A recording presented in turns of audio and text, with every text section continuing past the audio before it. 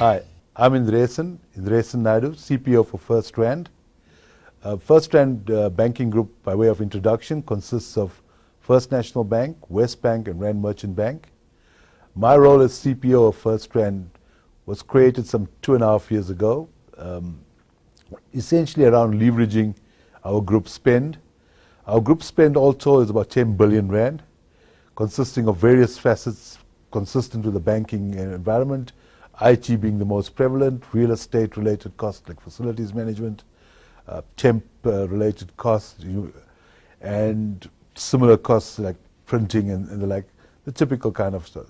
So the intention behind the role was largely to see what opportunities could be explored transversely across the group. Just a bit about my background. I've been in procurement for about 15 to 16 years. I think it's quite a while. My original training was in finance. I moved to procurement in Transnet some 20 years ago, 15 years ago. I've spent about 5 years in Transnet. I'm trying to think that's quite a while back. And subsequent to that, I joined De Beers in around 2000. I spent quite a good career in De Beers. I headed up De Beers in South Africa, the South African operations and supply chain. I then joined Mondi for 3 years, also a very exciting opportunity, a turnaround in procurement around the company, but also in terms of procurement. Spent 3 good years there, improving procurement. And now, like I've said, in the last 2.5 years, First Rand.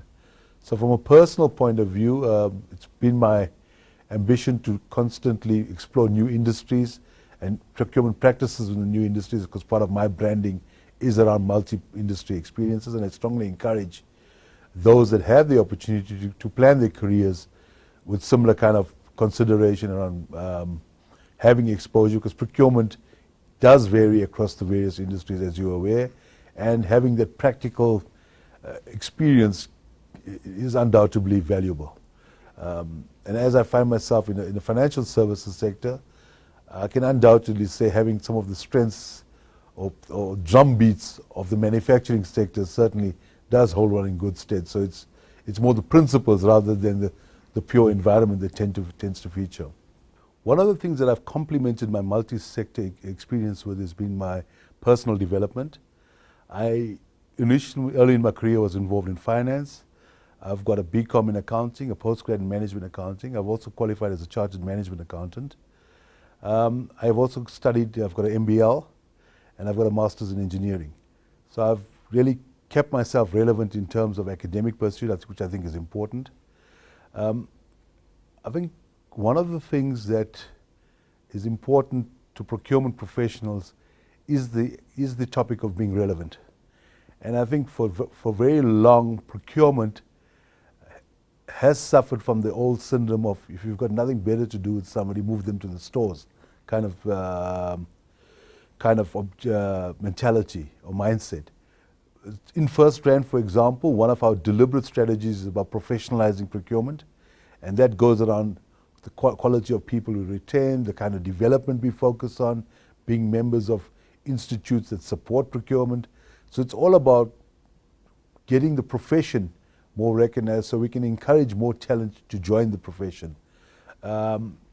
And over the years, I've converted several people into procurement. I use the word converted simply because they've come from other academic backgrounds. I've had engineers working for me, chartered accountants working for me, and many of whom have gone on to still continue professions in procurement. My successor in in Mondi is a chartered accountant by profession, who I recruited into procurement. Similarly, my successor in De Beers is a mechanical engineer, who I recruited into procurement. All about professionalizing procurement and creating that broader sense of, what would be the right word, sense of this is the place to be, a happening place, for the want of a better term. Just to talk about some of my experiences in procurement, they've been varied and very interesting. Starting with how I got into procurement is probably the typical kind of thing. Being an accountant, I was responsible for procurement and found myself in the position of managing in an area that was fraught with risk and fraud. to the point where I ended up focusing on helping clean up, or actually cleaning up procurement, which then got me more intimately involved in procurement, and I enjoyed the business flavor of procurement. Having had that experience, to me it was clear that this is where I enjoyed better comfort and better excitement, had more fun, to put it simply. And from there I joined De Beers, like I've said, in the mining industry, where I really started to get a good feel of procurement in the project environment. Even though it was mining, but I only dealt with project procurement, multinational negotiations. I negotiated in Europe, Germany. And once again, the excitement of procurement really grabs you in terms of understanding cross-cultural issues, understanding your relevance in terms of projects, and where also there was opportunity to do things better, do things differently. In the De Beers, the marine environment, we used to maintain ships, and we did it throughout the year. So there was always an argument for early procurement involvement, managing on preferred bidders. All those kind of principles never existed in the environment. So it was a wonderful opportunity for me to bring about these practices, to make people realize there's more to procurement than just the traditional buying, winning over stakeholders. One of the exciting, looking into an African context, one of the most exciting things of that role was creating a separate company in Namibia, De Beers Marine Namibia, and I got involved with setting up the procurement elements of De Beers Marine Namibia. Very exciting if you look at it from looking at suppliers in Namibia, understanding some of the cross-border issues, and understanding Namibia itself. I mean, that was exciting from a cultural point of view, fantastic. I then had the pleasure of working for a period on a mine in Kimberley, also very exciting, working in a sort of a smaller economy, smaller environment, where the environment really exists because of the company, and the responsibilities that the company therefore has because of that role in the local economy. And as procurement and as finance people, what role one has to play to stimulate that economy, local supplier development and the like. And I'll talk a bit more about local supplier development, because later in my career that was really something else that we focused on. And then within De Beers, I had the fortune once again to go into De Beers Consolidated Mines, which was created separate from the group environment, and the supply chain environment, as it was referred to, needed to be set up. What I then did, I created a multi-site shared services with all 6 mines reporting through to myself in Johannesburg. And that's where the local supplier issues, the balancing of spend, the typical kind of balancing act of aggregation versus local economy support.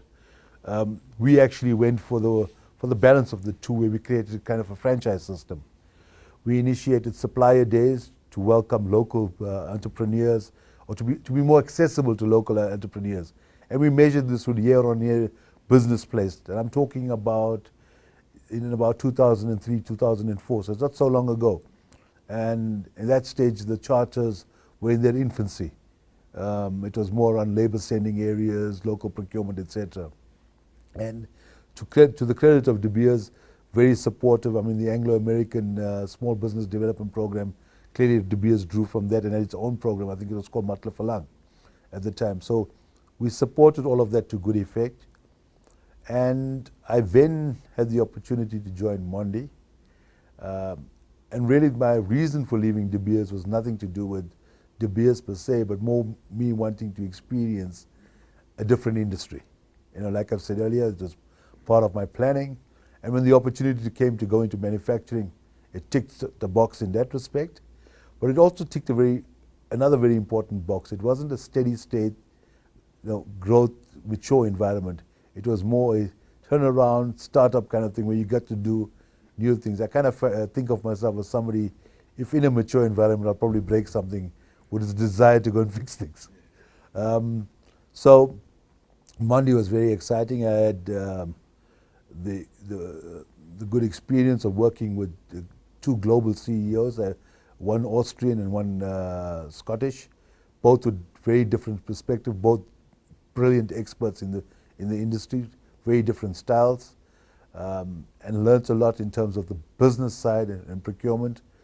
And needless to say, 2008, when I was at Mondi at the time, Being in that kind of environment during the height of the global economic crisis, especially around commodities, some very interesting learnings in terms of how procurement needed to represent itself as a business function, not a administrative function.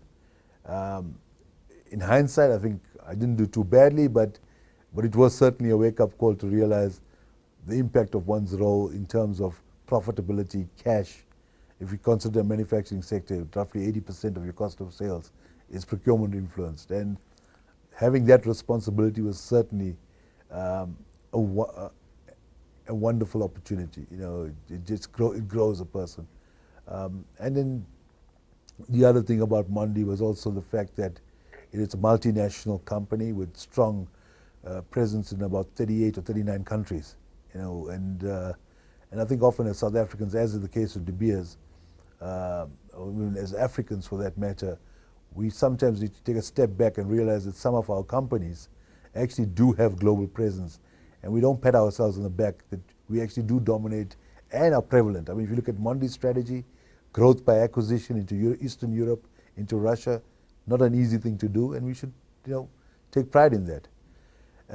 With that international presence, I had opportunity to participate in many multi-country negotiations. Like with the De Beers experiences, very fascinating and very exciting to be part of. Then, in about 2010, the first grant opportunity came up, and once again, nothing wrong with Mondi. It's just Indrasen who now saw opportunity in a different industry sector. Audio Jungle.